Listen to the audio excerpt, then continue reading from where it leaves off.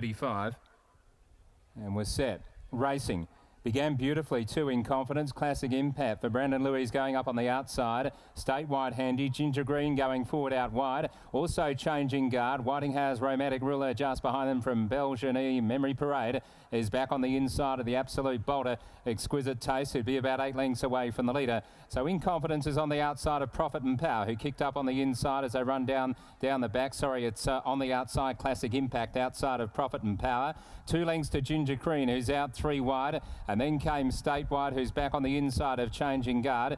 In Confidence might be just getting a bit keen over on the inside of it. Drifted back in that first 400. Belgian was next, and then came Romantic Ruler. Exquisite Taste is up on the outside of Memory Parade. So they run off the back straight with about 850 metres left to go. And Profit and Power where he likes it, leading by 3/4. 2 Classic Impact, who's running second, and just behind them is Ginger Green, has always been out wide, and back in the centre Changing Guard. Just ahead of it Statewide on the inside. In Confidence sticking to the fence is about 6 lengths away from the leader. Belgianese out wider from Romantic Ruler. Exquisite Taste, and still last is Memory Parade. Around the turn they come, 500 to go. Profit and Power is just in front. Classic Impact is put under a lot of pressure running second. Ginger Green moved up 3 wide. Statewide the inside. Now Lucy sliding through with In Confidence. Got the run there ahead of Changing Guard. Coming down with 250 to go. And here comes In Confidence after Statewide. Ginger Green the outside. Romantic Ruler's getting home okay. Statewide is still in front at a big price. Cutting it down In Confidence, but Statewide's got the lead in a real boil over in the quaddie, and Statewide beating Confidence by 3/4. 4 lengths away third Ginger Green, a half away Romantic Ruler, and then Belgian Exquisite Taste and Memory Parade. Well back Profit and Power, who knocked up from Changing Guard. And last home is Classic Impact, who was a different horse today than what it was first up and drifted in the market. Statewide. Here's the winner. Number 10 is the winner, Statewide at 25.70 and $5. Did place here 2 runs ago, and that was a bit of what punters saw as a flash in the pan, because at its next start it's got beaten 8 lengths by Belgian. 10, 2, 3 and 5. So Statewide by Tassoord out of Moore. And that is win number 2 from 16 starts. Has shown traces of ability throughout its career, but has been a bit hit and miss lately. Did place 4 runs ago on a heavy. Can handle all surfaces clearly.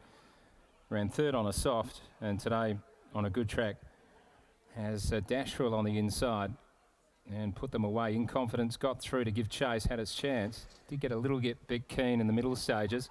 It's a half by 3 1/4.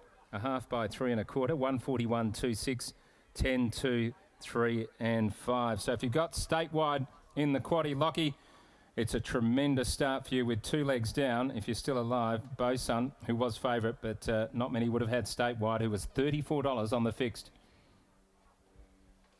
Birds, if you're lucky enough to be alive in the quaddie still, as Statewide causes a boil over here in race number 6. Winning trainer Neville Parnham joins you now. Neville, congratulations on the victory.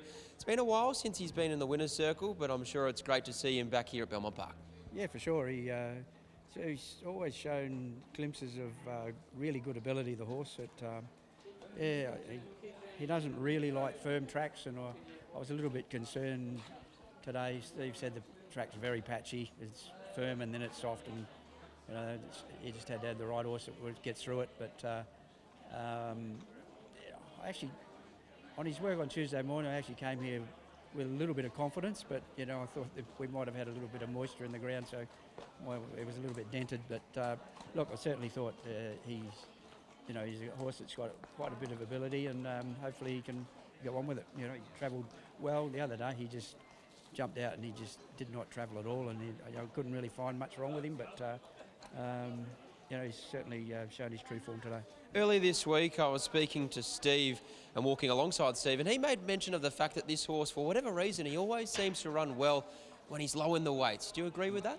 I certainly would. He's when the weights come out, or actually before the weights come out, Steve gave him my noms, what I had in, and he said, he's going to get 54, and he hasn't been riding 54 during the winter much, and so he was obviously impressed with his work on Tuesday as well. He said, I'm going to ride him.